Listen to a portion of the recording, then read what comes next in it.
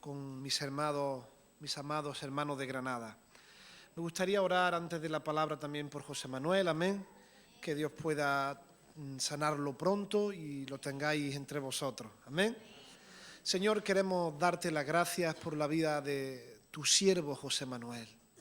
Señor, tú lo has puesto en este lugar, Señor, para pastorear, para guiar a tu grey, Señor, y pedimos, Señor, su pronta recuperación, Señor. Sabemos que Él está en tus manos, Señor, por eso queremos pedirte, Señor, que tú traigas sanidad a esa rodilla, Padre, por los méritos de Jesucristo en la cruz del Calvario, y vamos a darte a ti toda la gloria y toda la honra, en el nombre de Jesús. Amén. Muy bien, pues quiero traer un mensaje que Dios puso en mi corazón para mi propia vida y para la vida también de los hermanos en Huétor. Por lo tanto, creo que te puede ser de bendición también para ti. Amén. Le he titulado a este mensaje que la bendición no nos aparte del que bendice. Que la bendición no nos aparte del que bendice. Amén. Acompáñame a Segunda de Crónicas, capítulo 26, versos del 1 en adelante. Vamos a leer un poco porque vamos a ver dos aspectos sobre este capítulo. Y el primero es el siguiente, vamos a leer. Entonces todo el pueblo de Judá tomó a Uzías, el cual tenía 16 años de edad, y lo pusieron por rey en lugar de Amasías, su padre. Uzías edificó a Elot y la restituyó a Judá, después que el rey Amasías durmió con sus padres. De 16 años era Uzías cuando comenzó a reinar, y 52 años reinó en Jerusalén. El nombre de su madre fue Jecolías, de Jerusalén. E hizo lo recto ante los ojos de Jehová, conforme a todas las cosas que había hecho Amasías su padre. Y persistió en buscar a Dios en los días de Zacarías, entendido en visiones de Dios, y en los días que buscó a Jehová, él le prosperó. Y salió y peleó contra los filisteos, rompió el muro de Gat, y el muro de Jabnia, y el muro de Asdod, y edificó ciudades en Asdod, y en la tierra de los filisteos. Dios le dio ayuda contra los filisteos, y contra los árabes que habitaban en Gurbaal, y contra los amonitas. Y dieron los amonitas presentes a Uzías, y se divulgó su fama hasta la frontera de Egipto, porque se había hecho altamente poderoso. Edificó también Uzías torres en Jerusalén, junto a la puerta del ángulo y junto a la puerta del valle y junto a las esquinas, y la fortificó. Asimismo edificó torres en el desierto y abrió muchas cisternas, porque tuvo muchos ganados, así en Céfala como en Las Vegas, y viñas y labranzas, así en los montes como en los llanos fértiles, porque era un amigo de agricultura. Tuvo también Uzías un ejército de guerreros, los cuales salían a la guerra en divisiones, de acuerdo con la lista hecha por mano de Jehiel, escriba, y de Maasías, gobernador, y de Ananías, uno de los jefes del rey. Tuvo el número de los jefes de familia, valientes y esforzados, era 2.600, y bajo la mano de estos estaba el ejército de guerra de 307.500 guerreros poderosos y fuertes para ayudar al rey contra los enemigos. Y Uzías preparó para todo el ejército escudos, lanza, yelmo, coseletes, arcos y hondas para tirar piedra. E hizo en Jerusalén máquinas inventadas por ingenieros para que estuviesen en las torres y en los baluartes, para arrojar saetas y grandes piedras. Y su fama se extendió lejos, porque fue ayudado maravillosamente hasta hacerse poderoso. Amados, aquí podemos ver a Uzías, el rey Uzías, que mientras que estuvo buscando la presencia de Dios, mientras estuvo buscando a Jehová su Dios, dice la palabra que él le prosperó de una manera inmensa. Es más, la palabra nos detalla que fue altamente poderoso. Fue un inventor, inventó máquinas de guerra. De alguna manera dice la palabra que él hizo prosperar su reino, plantando viña, arreglando tierras. Dice que su ejército de valientes, el ejército era más, pero de alguna manera estos eran los valientes. aquellos exclusivos, la élite del ejército de Uzías era tremenda, era una cantidad tremenda. Y aquí vemos cómo Dios prospera a los que fielmente le buscan y andan en sus caminos. Los que se niegan a vivir una vida conforme a la mayoría, Dios los prospera. Amada Iglesia de Jesucristo, aquí vemos a un hombre que fue tocado, que fue enseñado a buscar a Jehová su Dios por su padre. Qué importancia y qué importante es que Amasías enseñara a Uzías a buscar al Señor. Y su hijo pudo andar en los caminos que su padre le había enseñado. Los padres naturales, los pastores, los líderes, tenemos que hacer un trabajo no solo de enseñar, sino de crear discípulos. ¿Cuántos dicen amén? De crear discípulos y motivar para que ellos amen al Señor y busquen al Señor con todo su corazón. Pero quiero hablarte de la parte trágica que pasó en este gran rey y en su reinado. Fue una tremenda lástima, una tremenda ruina, lo que un hombre tan bendecido, tan ungido, tan inteligente, tan próspero económicamente, llegó a ser después. Mira lo que dice en el verso 16. Mas cuando ya era fuerte, él empezó con 16 años humilde, mas cuando ya era fuerte, qué peligro también es el volverse fuerte, qué peligro es el volverse influyente, qué peligro pueden ser también los dones y los talentos y las capacidades mal administradas y con una mala motivación. Lo mismo que Dios las destinó para su gloria, para su honra y para la extensión de su reino, Satanás las puede usar para la destrucción del pueblo de Dios. Y dice así, y lo peor, para la destrucción de ti o de mí. ¿Cuántos dicen amén? Y dice así, mas cuando ya era fuerte, su corazón se enalteció para su ruina. Porque se rebeló contra Jehová su Dios, entrando en el templo de Jehová para quemar incienso en el altar del incienso. Y entró tras él el sacerdote Azarías, y con él 80 sacerdotes de Jehová, varones valientes. Qué importante, a veces tenemos una idea de sacerdote, de persona muy santa, de que no hace nada, pero se puede ser santo y valiente. ¿Cuántos dicen amén? Se puede uno enardecer en el espíritu por las cosas del Señor. Amén. La palabra nos enseña que cuando Jesús tiró las mesas de los cambistas, aquellos que vendían palomas, dijo, habéis convertido mi casa en cueva de ladrones. Y dice que los discípulos le vino aquel texto que dice, el celo por tu casa me consume. ¿Cuántos dicen amén? Así que aquellos 80 varones de Jehová, varones valientes, y se pusieron contra el rey Uzías y le dijeron, no te corresponde a ti, oh Uzías. No perdieron el respeto, ellos sabían que era el rey, decían, oh Uzías, pero no te corresponde a ti. Y dice, el quemar incienso a Jehová, sino a los sacerdotes, hijos de Aarón, que son consagrados para quemarlo. Sal del santuario, porque has prevaricado, y no te será para gloria delante de Jehová. Tú no te vas a llevar la gloria de Dios, porque Dios no comparte su gloria con nadie. Entonces Uzías, teniendo en la mano un incienso para ofrecer incienso, se llenó de ira. Y en su ira contra los sacerdotes, la lepra le brotó en la frente, delante de los sacerdotes en la casa de Jehová, junto al altar del incienso. Y miró el sumo sacerdote Azarías y todos los sacerdotes, y he aquí la lepra estaba en su frente.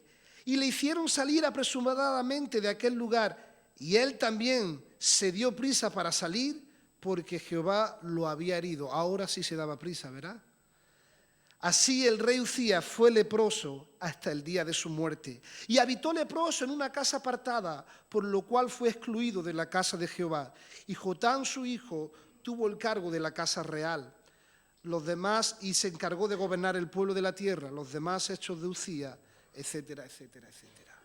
Es decir, amado, un hombre que fue destinado para gobernar, para extender el reino. Un hombre que fue usado poderosamente, que tenía llamado, dones, propósito y estaba siendo altamente prosperado y conocido.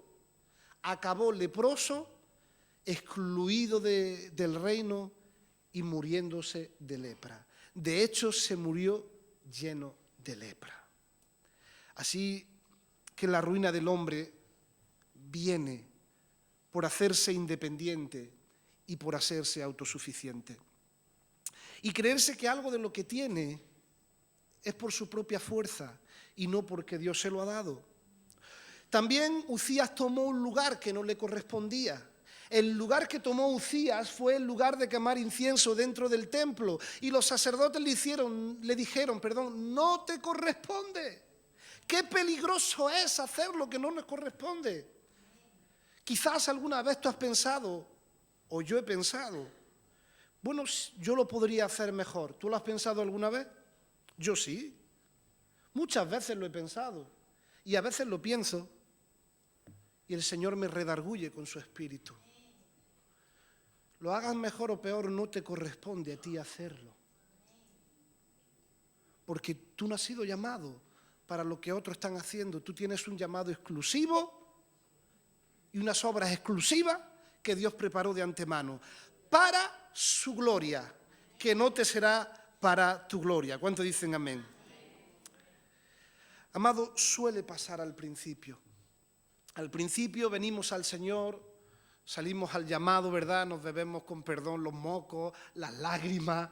Señor, ayúdame. Todo lo que nos dicen lo recibimos como si fuésemos una esponja. El Señor empieza a hacer milagros. Clamamos al Señor por situaciones que tenemos y el Señor responde con misericordia, responde con gracia, nos mima.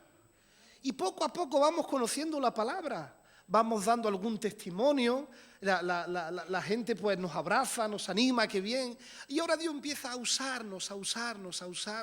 Estamos ya en sitio de responsabilidad, pasan los años, somos responsables dentro de la iglesia en algún área y nuestro corazón se vuelve orgulloso. ¿Qué me van a decir a mí con los años que llevo? Si yo conozco la Biblia de pe a pa, ¿ha escuchado a algunos así? Que no seamos tú y yo, amada iglesia. Y también, amado, mira lo que dice en Primera de Juan, capítulo 2, verso del 12 en adelante. Primera de Juan, capítulo 2, verso del 12 al 14. La verdad que es muy triste, amado. Es muy triste ver cómo alguien tan ungido acabó de esa manera. Mira lo que dice en el verso 12. Os escribo a vosotros, hijitos, porque vuestros pecados os han sido perdonados por su nombre. Os escribo a vosotros, padres, porque habéis conocido al que es desde el principio. Os escribo a vosotros, jóvenes, porque habéis vencido al maligno. Os escribo a vosotros, hijitos, porque habéis conocido al Padre. Os escribo a vosotros, padres, porque habéis conocido al que es desde el principio. Y dice de nuevo, os escribo a vosotros, jóvenes, porque sois fuertes y la palabra de Dios permanece en vosotros y habéis vencido al maligno. ¡Qué buen texto! ¡Qué bendición! Pero aquí veo un peligro. Aquí me veo yo identificado. Primero dice, hijitos, vuestros pecados han sido perdonados. Los recién nacidos, los recién convertidos, hijitos, vuestros pecados han sido perdonados.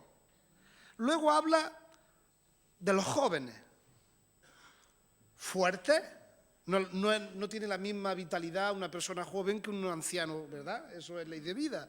Y le está hablando a esos jóvenes espirituales. Le está hablando a esos hijitos espirituales y a esos padres espirituales. Y le dice a los jóvenes, sois fuertes, la palabra permanece en vosotros y habéis vencido al maligno. Es tremendo, mira qué currículum tenían los jóvenes. Y a los padres, a los maduros en Cristo, le dice, ya vosotros conocéis al que es desde el principio. Hay una veteranía, hay una madurez, ha habido un proceso. Y ahora yo me pregunto a mí mismo, Señor, ¿en qué parte estoy yo? ¿En los hijitos? Creo que no, que ya me convertí. ¿En los padres? No creo que haya alcanzado toda la madurez. Todavía hay orgullo, rebelión, heridas que tienen que seguir siendo sanadas. Yo creo personalmente que estoy en la etapa de la juventud o de la adolescencia espiritual. En cierta manera hay batallas que hemos ganado, amamos la palabra y hemos vencido algunos ataques del enemigo, hemos salido de ataduras, de vicios, de opresiones. ¿Cuántos dicen amén? Pero qué peligrosa es la adolescencia. ¿Cuántos trabajan aquí con los adolescentes?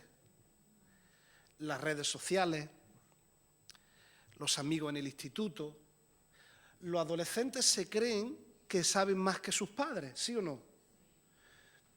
Yo sé más que mi papá o más que mi abuelo, y en cierta manera de las cosas modernas sabe más. Del Instagram, de todas esas cosas.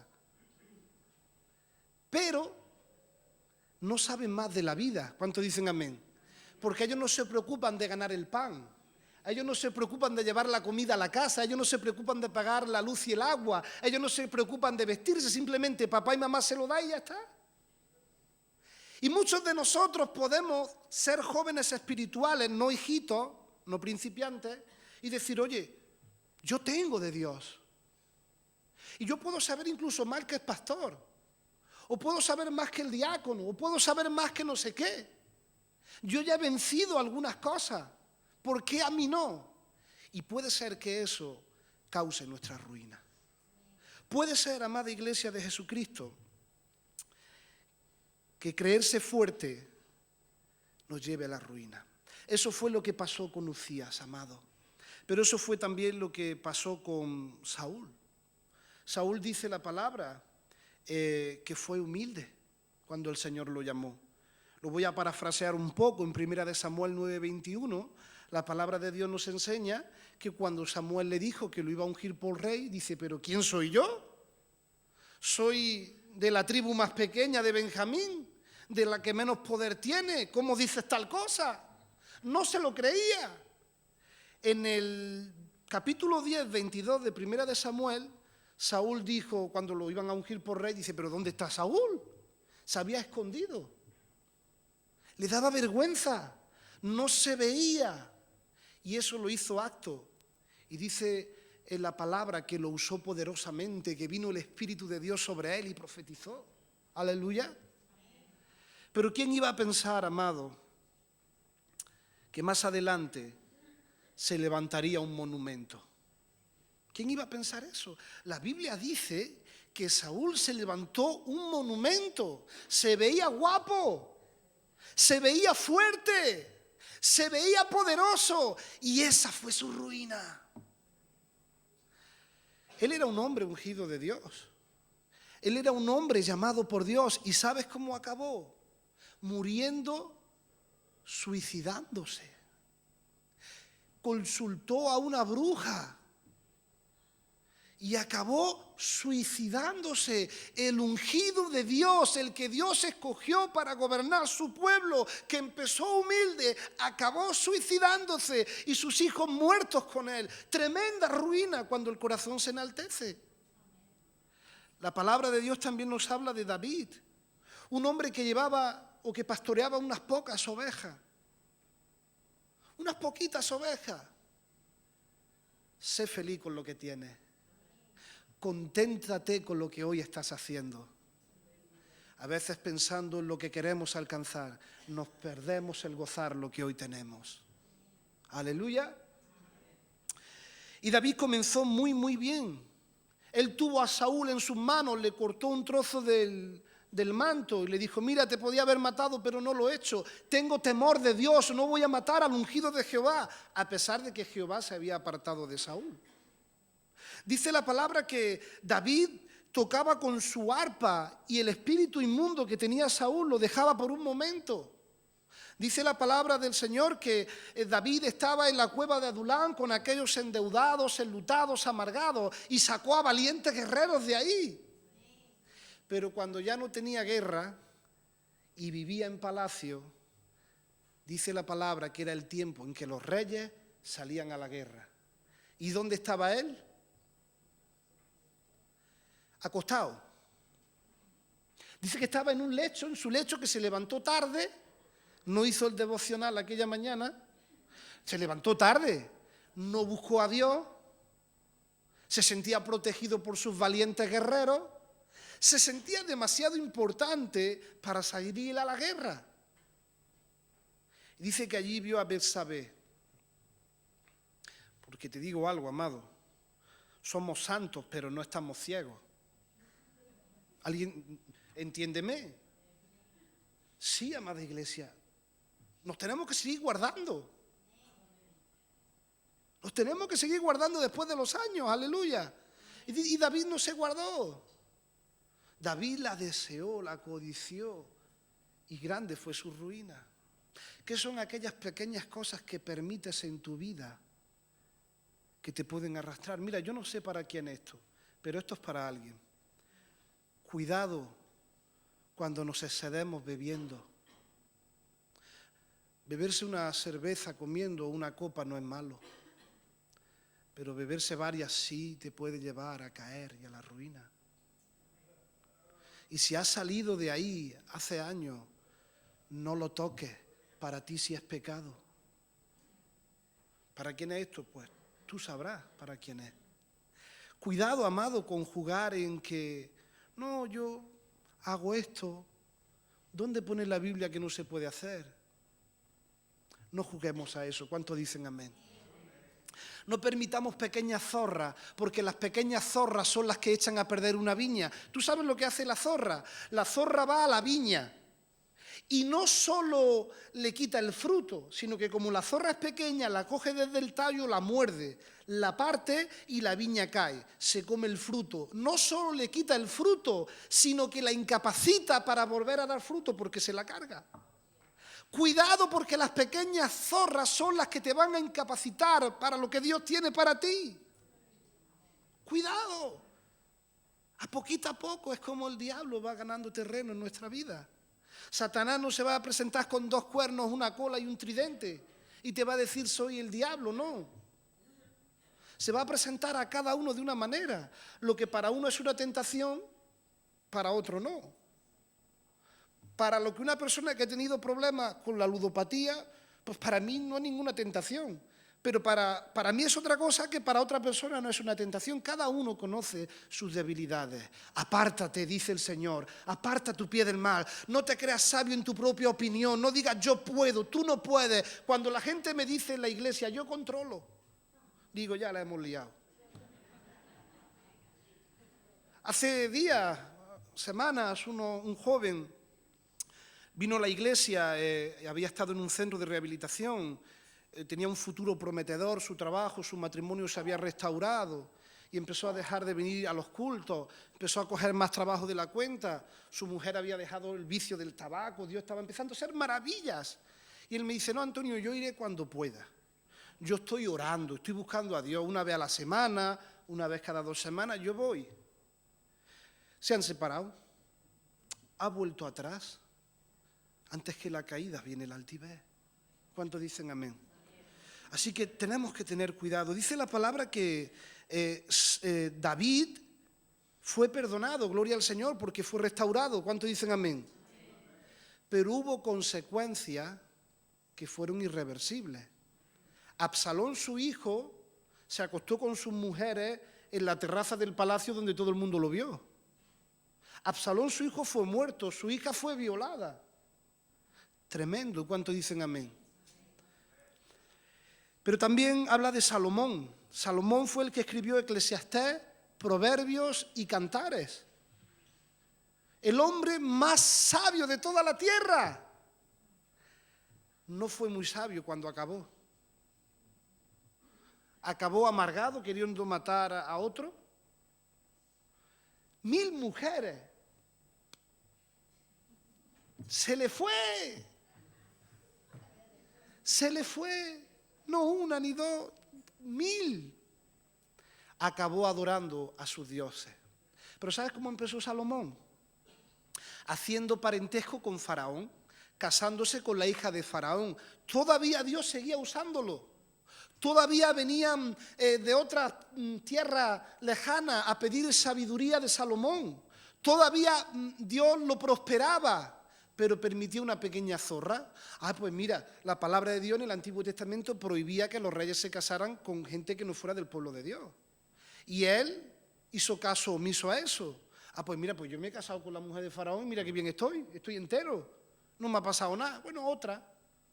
Ahora con la del otro. Y así acabó, amada iglesia. Muchos dicen que Salomón se arrepintió, espero que sí, pero la Biblia no lo dice. Amén. Tenemos que tener cuidado, amada iglesia. Pero también quiero decirte algo. Pedro no comenzó bien. Pedro comenzó diciendo, aunque todos te negaren, yo no. No solo a la cárcel, sino a la muerte. Te lo juro por lo que más quiero. Qué necio fue Pedro, ¿verdad? Aunque su intención era buena, pero Pedro acabó bien. Pedro dijo, no soy, aunque le dio miedo, le dio temor de morir como Cristo, porque lo estaban azotando, lo estaban pegando. Ya cuando pasó el tiempo, él dijo, no soy digno de morir como mi Señor. Y murió boca abajo. Escribió primera de Pedro y segunda de Pedro. Fue un hombre fiel. Dios lo puso a pastorear sus ovejas, a pastorear sus corderos, porque en Cristo hay misericordia. Aleluya. Pablo no comenzó bien. Pablo comenzó en su celo religioso, matando y persiguiendo a la iglesia de Cristo. Pero acabó bien. Aleluya. Escribió casi todo el Nuevo Testamento, un hombre de ejemplo, un hombre de fe, aún en el lecho de su muerte. Y José empezó bien y acabó bien. Así que, amado, hay ejemplos de cómo nos puede ir mal y de cómo nos puede ir bien. Y todo está puesto para ejemplo de nosotros. ¿Sabes qué tenían en común Pedro, Pablo y José? Que todos fueron tratados por Dios. Todos se dejaron tratar por Dios. Pedro se dejó tratar por Dios. Señor, tú sabes que te amo. Ya no le decía yo iré a la muerte, tú lo sabes. Ya había sido tratado. Pablo fue humillado. Tuvo que venir uno de aquellos que perseguía, quitarle la venda como aquel que dice, orar por él y darle sanidad. Y luego José fue llevado a la cárcel, injustamente menospreciado, vendido por sus hermanos. Amén. Pero ellos aceptaron el trato de Dios. Amado, no importa lo que los demás puedan pensar de nosotros. Lo que realmente importa es lo que Dios piensa de ti y de mí. Amén. Por eso, amado, dice la palabra del Señor en Proverbios 18, capítulo 12. Antes que el quebrantamiento se eleva el corazón del hombre, o antes que la caída es la altivez, y antes que la honra es el abatimiento. ¿Te sientes abatido? ¿Te sientes humillado? ¿Te sientes que las cosas no marchan como tú quisieras? Dadle la gloria a Dios, porque eso es lo que precede a la honra. Muchas veces yo me pregunto, Señor, ¿por qué esto no fructifica más de lo que está fructificando? ¿Por qué esto no marcha como a mí me gustaría? Y dice el Señor, porque te quiero humilde, porque te quiero así, porque te quiero que aprendas a luchar, porque quiero que ganes las batallas de rodillas y porque cada oportunidad que yo te dé para servirme, la disfrutes y la valores y no la tomes en poco. Aleluya. En Proverbios 30 también, estoy acabando, capítulo 7, dice así: 2 cosas te he demandado, y no me las niegues antes de que muera. Vanidad y palabra mentirosa, aparta de mí. Pero es que la vanidad no es solo tener riquezas exteriores. La vanidad está dentro. Porque tú puedes tener mucho dinero y ser humilde. Y puedes trabajar y ser prosperado y ser humilde. Si el problema no es tener dinero, el problema es que el dinero te domine a ti. Nuestro amado Daniel y apóstol dice, el dinero es un buen siervo, pero un mal amo. Uno tiene que trabajar, claro, por supuesto que sí. Pero dice, 2 cosas te he demandado, y no me las niega antes que muera. Líbrame de la vanidad y de la palabra mentirosa aparte de mí. No me des pobreza. ¿Cuánto le gusta la pobreza? A nadie. Ni riquezas. Manténme del pan necesario, no sea que me sacie y te niegue, y diga que es Jehová, o siendo pobre, hurte y blasfeme el nombre de mi Dios. Así que dice la palabra que teniendo el hombre abrigo y sustento esté contento. Así que dice la palabra que en el ministerio que Dios te ha dado hoy, que lo lleves con responsabilidad, que no desees lo del prójimo, que no se enorgullezca tu corazón y mi corazón. Porque el Señor ha dicho de nuestras vidas que Él irá delante de nosotros, que enderezará los lugares torcidos, que por puertas de bronce y cerrojos de hierro hará pedazos, que nos sostendrá de la mano derecha y mostrará los tesoros muy escondidos que Él tiene para nuestras vidas y para los de nuestro alrededor. Seguramente cuando yo he estado predicando, alguno se ha podido ver identificado. Seguramente tú has podido ver o conocer a alguien que fue destinado para bendición, pero en el momento que se enorgulleció, trayó ruina a sí mismo y a su familia. Y hoy el Señor, con voz de amor y de misericordia, te dice, mantente humilde, no juegues con las pequeñas cosas, porque esas te apartarán del Señor. Disfruta de lo que Dios hoy te ha dado, porque al que es fiel en lo muy poco, también será fiel en lo mucho. ¿Cuántos dicen amén? Me viene a mi corazón cuando dice la palabra que habrá lugar y camino y calzada de santidad, que el ciego verá, que el mudo hablará, que el sordo oirá y que el cojo saltará. Y por torpe que fuere, no se extraviará del camino. Y eso es una palabra para nuestro futuro glorioso con el Señor en la eternidad. Pero también es una promesa que nos podemos apropiar hoy. Yo puedo andar confiado. Yo quiero administrar la libertad que tú me has dado, que no se convierta en libertinaje. Y yo quiero, Señor, mantener mi corazón cerca del tuyo. Porque sí se puede evitar la ruina espiritual. Sí se puede evitar por el consejo de la palabra, por el consejo divino, se puede evitar la ruina de las familias. Se puede evitar la ruina en el ministerio cuando nos ponemos del lado de Dios. Y si alguno de nosotros se ha desviado del camino y ha estado naufragando por esos mares del orgullo, de desolación, hoy te dice el Señor, hay misericordia para ti. Al igual que Pedro se salió, yo te tomo y te vuelvo a meter. Antes hablaba nuestro hermano de la misericordia, del perdón de Dios, ¿verdad? De la sangre de Cristo. Y la sangre de Cristo hoy es poderosa para perdonar pecados. La sangre de Cristo hoy es suficiente. ¿Por qué no nos ponemos de pie? Yo le voy a pedir a mis hermanos de la alabanza, por favor, que salgan.